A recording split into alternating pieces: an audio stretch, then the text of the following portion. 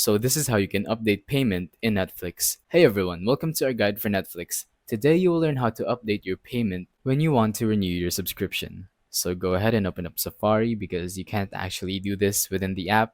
Now you're going to want to type in netflix.com and then sign in your account. Now go ahead and tap on the three dots or the three lines at the top left and then tap on account. Once you're here, you're going to see a bunch of different buttons: manage membership, change plan, manage payment method, and much more. So obviously, you're going to want to tap on manage payment method, and then you can go ahead and tap on add payment method, or you can go ahead and just simply tap on update and then change whatever payment method you already have. So yeah, that's pretty much it.